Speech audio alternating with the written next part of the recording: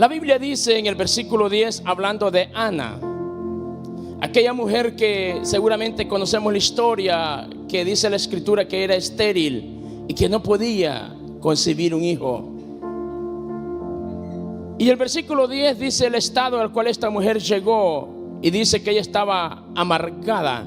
Dice que había amargura en su alma, pero oró a Jehová y lloró abundantemente delante de Dios, e hizo un voto delante de Dios diciendo: Jehová de los ejércitos, si te dignares mirar a la aflicción de tu sierva, y te acordares de mí, y no te olvidares de tu sierva, sino que dieres a tu sierva un hijo varón, yo lo dedicaré a Jehová todos los días de su vida. Y piensa en un detalle muy especial. ¿Qué tiempo haría falta para entrar en estos detalles sobre lo que ella dice después? Y no pasará navaja sobre su cabeza. Lo estaba consagrando y dedicando al ministerio, porque el ministerio de los nazarenos eran aquellas personas consagradas, dedicadas al ministerio, las cuales no les cortaban el cabello. Y es lo que ella está diciendo: mi hijo no va a ser un hijo más, mi hijo va a ser un hijo a tu servicio, un hijo que cuando la gente lo vea se va a dar cuenta que es diferente.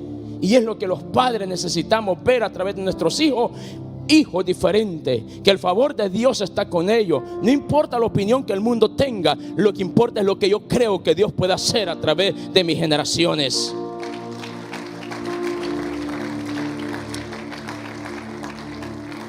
Versículo 24, después de que lo hubo tenido, obviamente dice que cuando lo despechó, lo destetó, lo llevó consigo. Pero esta mujer era una mujer de fe, porque trajo consigo, dice, 3 becerros y una efa de harina y una vasija de vino, 5 componentes de una ofrenda que resultaron en 5 hijos más. Usted puede leer el siguiente capítulo. Y luego dice la escritura que lo trajo a la casa de Jehová en Silo. Y el niño era, ¿cómo era el niño? Pequeño. Padres, los niños nunca serán demasiado pequeños para traerlos a la casa del Señor. Y dice la escritura que el versículo 27 dice: por este niño era quien yo oraba, y Jehová me dio lo que pedí. Yo pues lo dedico también a Jehová todos los días que viva. Será de Jehová. Y adoró allí a Jehová. Una generación consagrada. Quiero hablar por los próximos 15-20 minutos acerca de cuán importante es apartarse para el Señor.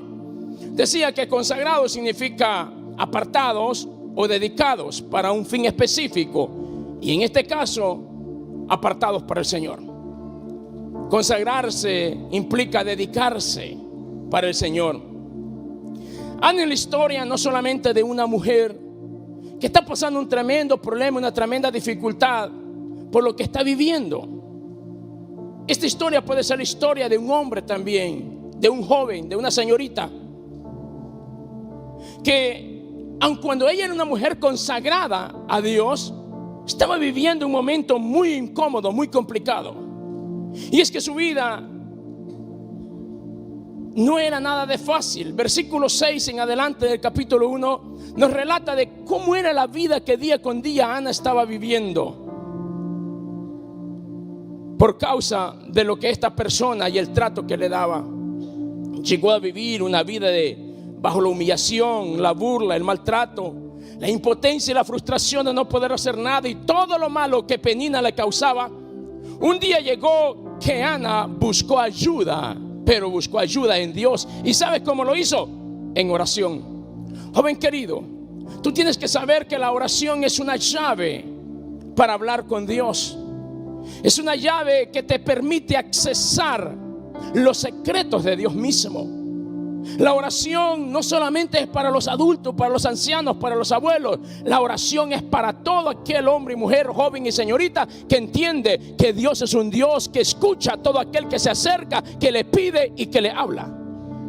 Entonces Ana busca ayuda en oración al Señor, porque ella reconocía que su problema no estaba en ella poder darle solución por causa de la esterilidad. Hay un momento cuando usted y yo reconocemos que el problema es tan serio y no está en nuestras manos darle una salida. Es cuando a veces venimos delante de Dios y al igual que Ana dice que lloramos delante de Dios porque sabemos que no podemos, pero estamos delante de alguien que sí puede. ¿Y cuántos saben que Dios puede y sabe cómo sacarnos de ese problema?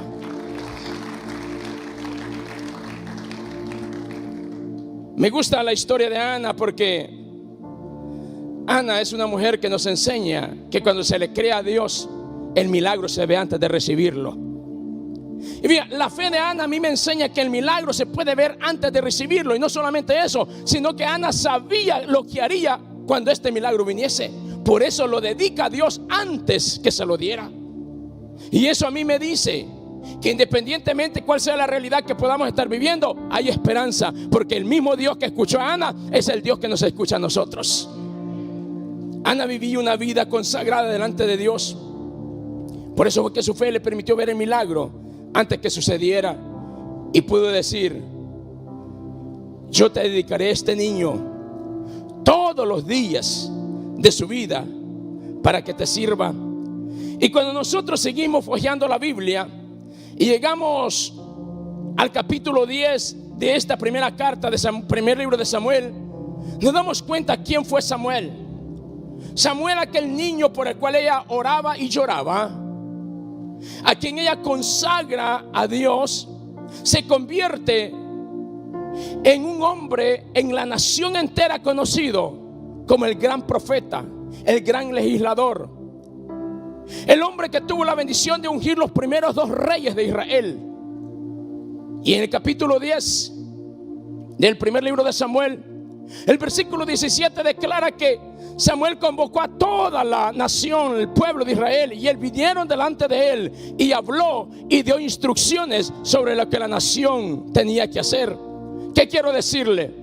Que hoy por hoy quizás la sociedad en la cual vivimos no cree, no valora o quizás no entiende lo que Dios puede llegar a hacer a través de gente ordinaria, pero que le cree a Dios. Y yo estoy creyendo que de nuestra generación se levantarán jóvenes, señoritas, que marcarán la historia y que profetizarán, y que la nación entera tendrá que escuchar lo que Dios tendrá que decir a través de sus labios. Por eso, Padre, que estás acá, tú no tienes que ver lo que la gente ve a través de tus hijos. Cuando Juan el Bautista estaba por nacer, capítulo 1 del libro de Lucas, el Señor le habla a Zacarías y le dice, mientras él está en el santuario: tu oración ha sido oída. Y le declara a partir del versículo 6, creo en adelante, cómo sería Juan. Pero me gusta algo que dice que traería alegría a la sociedad. Y le dice que llamarían su nombre Juan. Pero más adelante, y quisiera leer ese pasaje porque más adelante dice la escritura que cuando Juan nació y le preguntaron cómo debería de ser su nombre, la gente quería que le pusieran Zacarías como su padre. Pero Ana decía: no, va a llamarse Juan. Pero ¿por qué va a llamarse Juan? Y tuvieron que traerle algo para que el Zacarías mismo escribiese, porque este había quedado mudo. Porque cuando Dios le dice a Zacarías, y esto es para los padres que están acá, cuando Dios le dice a Zacarías que tendría un hijo y le da detalles cómo sería este hijo, verso 13 dice: y el ángel se le acercó a Zacarías y le dijo: no temas, porque tu oración ha sido oída. Tu mujer va a tener un hijo y llamará su nombre Juan. Y versículo 16: él hará que muchos de los hijos de Israel se conviertan al Señor, al Dios de Israel. Y irá delante el Espíritu con poder como Elías. Y dice lo que haría volver el corazón de los padres a los hijos, y que terminaría con la rebeldía. Y dijo Zacarías al ángel, y empieza a objetarle: ¿en qué yo voy a conocer que esto puede ser así? ¿Que no te has dado cuenta que yo ya soy viejo? ¿Que mi mujer es estéril y avanzada de años? Y este hombre siguió hablando. Y el versículo 20 dice que en ese momento el ángel dijo: antes que sigas hablando, porque no estás hablando nada que tenga que ver con fe, incluso con lo que has pedido, dice que lo dejó mudo. Padres, si nosotros como padres no somos los primeros que vamos a creer en nuestros hijos, es mejor que voluntariamente, mejor no omitamos palabra. ¿Por qué digo esto? Porque cuando nosotros vemos más adelante que cuando le traen la tablilla para que Zacarías escriba el nombre que se llamaría Juan, hasta después de que había nacido, y hasta cuando acuerdan ponerle por nombre Juan porque su nombre se lo dio Dios, entonces se le abrió la boca a Zacarías, y lo primero que Zacarías hace en este momento es bendecir. Por eso, Padre, tú tienes que bendecir. Si no podemos decir algo, pues no, mejor no digamos nada, pero si vamos a hablar es para bendecir. Por eso creo que nosotros tenemos que ser esa generación que cree en el llamado de nuestros hijos, que cree en lo que Dios puede hacer a través de nuestros hijos. Jóvenes que están acá, yo sé que ustedes viven en una generación muy diferente a la que nosotros crecimos, que las luchas de ustedes son mucho más fuertes que las que nosotros tuvimos que enfrentar. Por eso cuando yo veo la realidad de los niños en la actualidad, me quedo perplejo. Porque muchos de los papás, la gente adulta, no comprendemos que las luchas que nuestros hijos tienen son más grandes que las que nosotros como adultos tenemos. Y los dejamos solos, no nos involucramos.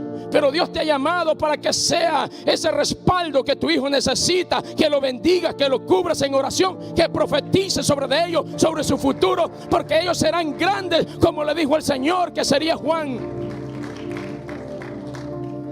La generación de José, esta es una generación que está acá presente. La generación que a pesar de los maltratos, a pesar de las traiciones, deciden no dejar de soñar. Joven, que nada te limite a soñar. Tú puedes soñar tan grande como te lo propongas y llegar tan lejos como lo desees. Recuerda este principio: no hay sueño demasiado grande, ni soñador pequeño. Tú puedes creerle a Dios y Dios te dará los recursos. Dios te dará ya las habilidades, las tiene, los talentos los tiene, desarróllalos y Dios te dará los recursos. Pero puedes llegar a la cima. Sueña en grande, Dios está contigo. Al igual que José, que las calumnias, que los maltratos no te quiten la pasión por soñar y ser lo que sueña ser. La generación de José es aquella que prefiere pagar las consecuencias antes de fallarle a Dios. Esa es la generación a la cual yo le estoy hablando.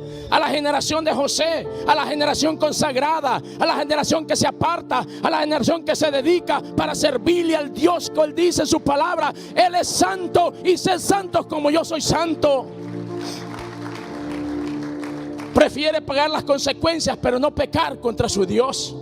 La generación de José es la generación que entiende que es mejor perdonar que vengarse, aun cuando todavía te duelan las heridas. Dice la Biblia que cuando José se encuentra con sus hermanos, lloró y desgarradamente, porque seguramente se acordó del escenario cuando sus hermanos lo vendieron, pero optó por perdonar porque sabía que es mejor la bendición que la razón. La generación de José perdona a quien daño te hace, porque sabe que el Dios que te llamó, que el Dios que te sacó de la cisterna, que el Dios que te sacó de las drogas, que el Dios que te sacó del pecado, no te va a dejar allí, te va a llevar a la cima. Una generación consagrada como la de José. Un día, los que te miraron abajo cuando estabas en la cisterna, te tendrán que ver allá arriba donde Dios te va a llevar. La generación de José que se consagra, al igual que la generación de Moisés, consagrada, dedicada para un llamado, para un fin específico, es la que entiende que teniéndolo todo, prefiere el vituperio antes de renunciar a su llamado. Lo repito, la generación de Moisés es aquella generación que lo tiene todo, como Moisés lo tuvo en el palacio, pero prefirió el vituperio. ¿Qué quiere decir el vituperio? El señalamiento, la crítica, las calumnias, el rechazo. Prefirió todo eso pero no renunciar a un llamado, porque él sabía que su vida tenía propósito. Joven querido que estás acá, tu vida tiene un propósito. El día que tú naciste, el día de tu fecha de nacimiento, simplemente quedó evidenciado que lo que un día en el cielo se planificó, ese día quedó establecido en la tierra, y tu camino está por delante con un llamado de parte de Dios para cumplir con su propósito. Por eso la generación de Moisés es aquella generación que prefiere el vituperio antes de renunciar a su llamado. Es que la generación de Moisés es aquella que aún en medio de los desiertos, Dios se le aparece para instruirle. Yo no sé por el desierto que estás pasando o el desierto que vayas a tener que pasar en la vida, pero sí puedo decirte que la Biblia dice que al igual que Moisés, estando en pleno desierto, quizás pensando en lo que pudo llegar a ser, quizás pensando en la oportunidad que tuvo que renunciar por causa de su llamado, allí se le apareció Dios y le dijo a través de aquella zarza: Moisés, yo estoy contigo, el lugar donde tú estás es santo. Quiero decirte, joven querido, que aun cuando te encuentres en pleno desierto, si Dios está contigo, valió la pena, porque Dios no te va a dejar. Valió la pena porque verás su gloria. Valió la pena porque verás su respaldo. Valió la pena porque vas a ver lo que otros no ven. Valió la pena porque el cielo se abrirá y el maná del cielo descenderá. Ramaquía mandará Baishoamaya. Valió la pena porque lo que otros no hicieron, tú lo vas a hacer. Porque Dios no trabaja con aquellos que por un momento quieren, sino con aquellos que determinan consagrarse y apartarse para Él. Por eso cuando Moisés está frente al Mar Rojo, al igual que el pueblo, seguramente no sabía qué hacer, pero sabía que en cualquier momento Dios le daría la instrucción. Porque un día ya en pleno desierto, a través de una zarza, el Señor le habló y Moisés sabía que era cuestión de tiempo y el Señor le diría lo que tenía que hacer. Joven, no te desesperes. Aunque estés en el desierto, Dios te va a hablar. Aunque estés en el proceso, Dios te va a hablar. Él no te va a dejar solo. La generación de Moisés es la generación que se les aparecen Dios para darles instrucciones en el desierto, pero también es la generación que liberta cautivos. Alguien tiene que celebrar esto. La generación de Moisés es la generación que va y confronta a Faraón. La generación de Moisés es la generación que no pide permiso, pero va y arrebata lo que Dios dijo que era de ellos. La generación de Moisés es la que se levanta y sabe que vas a libertar a los cautivos. Una generación que vivía en cautiverio y que lloraba y clamaba delante de Dios. Capítulo 1 del libro de Éxodo, verso 7 en adelante, la escritura lo relata cómo el pueblo clamaba, se desesperaba por lo que estaba viviendo, y Dios pensó en ayudarlo. ¿Y quién crees que pensó Dios? Oh, qué mejor que Moisés. Sí, así como Dios le dirá tu nombre, qué mejor que Antonio, qué mejor que Juan, qué mejor que Melissa, qué mejor que Antonio. Pon tu nombre allí. ¿Sabes por qué? Porque tú sabes que allá afuera se llora, allá afuera se sufre, pero ahora que estás consagrado para Dios, sabes lo que Dios hace en aquellos que se arrepienten y se convierten de corazón. No te han contado en la nueva vida en Cristo, no te la han contado porque la estás viviendo, pero los cautivos necesitan conocerla. La generación de Moisés va por los cautivos. Pero yo también quiero hablarle a la generación de Danieles y de sus amigos. Daniel capítulo 1, la escritura relata que Daniel se consagró para Dios y que no quiso contaminarse ni con la comida ni con la bebida que el rey vivía. Y sabes una cosa, el determinar no contaminarse con el pecado, para los amigos eres un anticuado. Para los amigos te estás perdiendo el tiempo. Para los amigos te estás perdiendo una gran oportunidad. Pero para Dios, estos son los que me gustan. Estos son los que estoy buscando. Estos son los que yo quiero. Es cuestión de tiempo. Ya verán lo que yo voy a hacer con ellos. La Biblia dice que Daniel, Ananías, Misael y Azarías determinaron no contaminarse ni con la comida ni con la bebida. Y después de un tiempo hicieron la prueba. ¿Y cuántas veces crees que encontraron superior a Daniel y a sus amigos? Oh, ¿qué es lo que te quiero decir? Que con aquellos que se consagran para Dios, Dios les va a dar un espíritu superior a aquellos que no tienen la capacidad de pagar el precio. Porque Dios está buscando una generación como Daniel que diga: no me voy a contaminar con el pecado. Soy consagrado para Dios. Soy apartado para Dios. He dedicado mi vida a servirle al Señor. La generación de Daniel y sus amigos es la generación que no le teme a las amenazas del sistema. El sistema había establecido que a determinada hora tenían que salir todos a la plaza y postrarse delante de aquella estatua.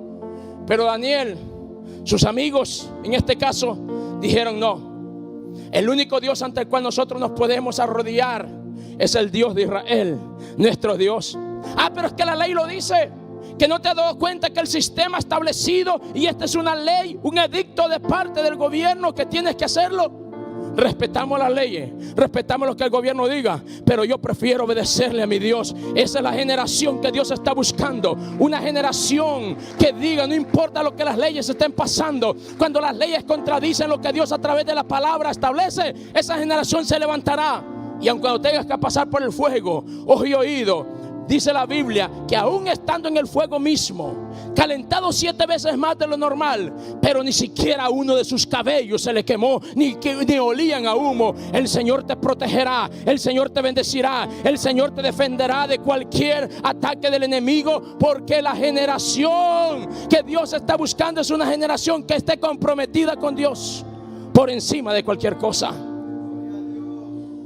La generación de Daniel y sus amigos es aquella generación que las dificultades las resuelve en oración antes de pedir misericordia a alguien.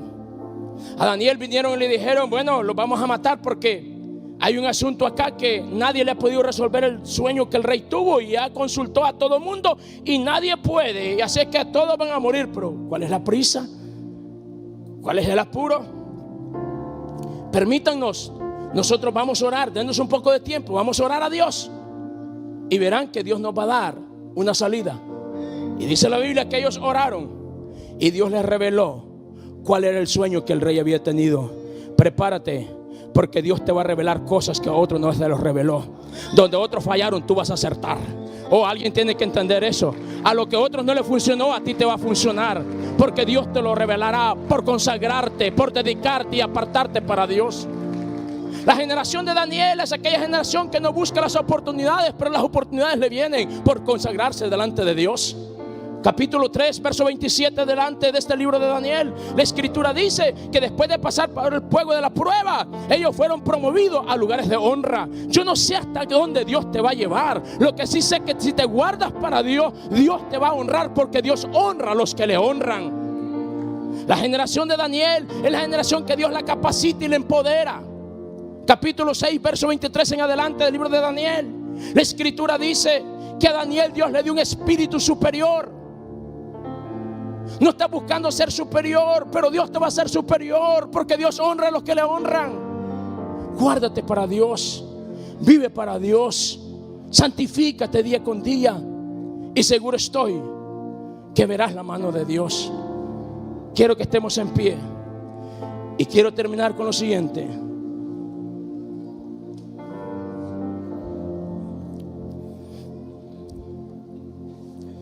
Ana prometió consagrar a Daniel, a Samuel,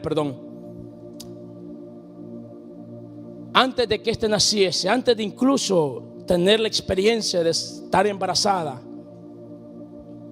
Ella lo dedicó a Dios, y cuando éste nació lo trajo. Y la generación de los Samueles es aquella generación que sus padres los consagran para Dios.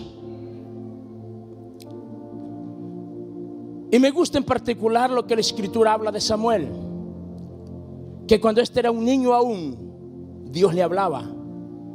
La generación de Samuel es aquella generación sensible a la voz de Dios, que escuchan a Dios hablar cuando otros duermen. Hay una generación que no entiende la diferencia entre el bien y el mal. Hay una generación que cree que ser popular es lo mejor. Hay una generación que quedar bien con el sistema, con los amigos y con lo que está pasando ahora es todo. Pero nunca te olvides de lo siguiente: Dios te eligió a ti, Dios te llamó a ti, Dios te apartó a ti y Dios te ha hablado a ti de que Él puede hacer contigo aún mucho más de lo que tú has imaginado y has creído que Él puede hacer. Conságrate y guárdate para el Señor. Y no es porque no crea o sepa que hemos cometido errores en el pasado. Todos hemos cometido errores. Pero Dios, dice la Escritura, que no rechaza un corazón contrito y humillado.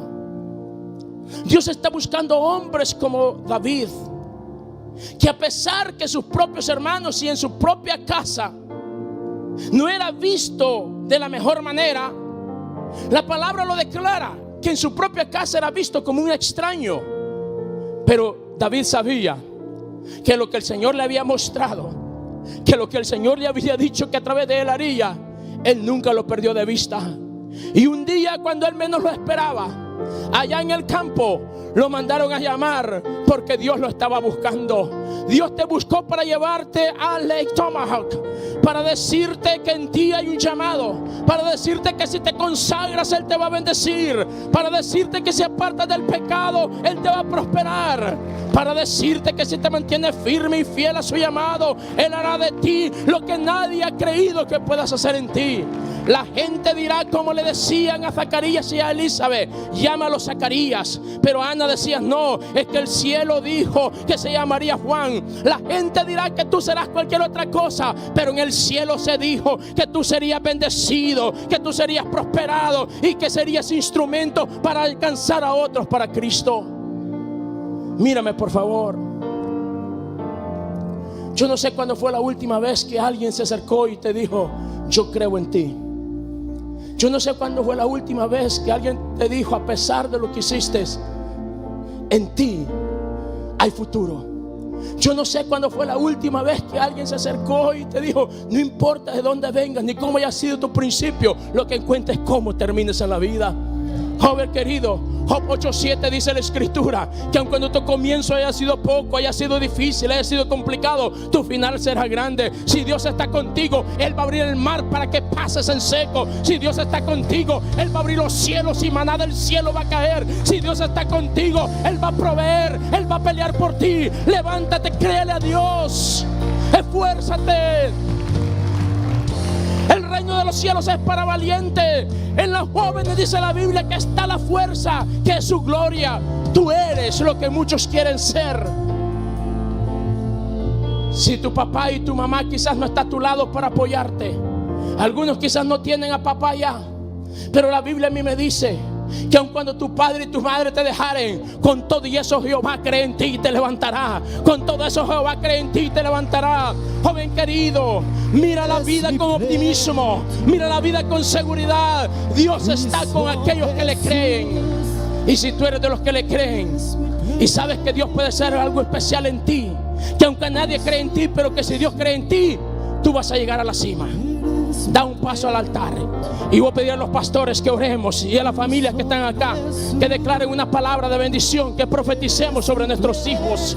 Padres que estén acá, acérquense ustedes también y vamos a profetizar sobre nuestros hijos y vamos a declarar lo que nosotros por fe estamos viendo. El Señor decía de Juan: Él será un libertador, Él será una voz que muchos oirán. Él vendrá y corregirá a mi pueblo. Había un propósito, había instrucciones específicas, pero la gente se interponía y no querían que le pusieran Juan. Es que Juan era el llamado, Juan era el que iba a hacer lo que Dios había dicho que iba a hacer. Mira, Elizabeth era estéril, Ana también era estéril. Ana lloró delante de Dios por un hijo. Elizabeth también había orado delante de Dios por un hijo. Ana en el altar recibió una palabra.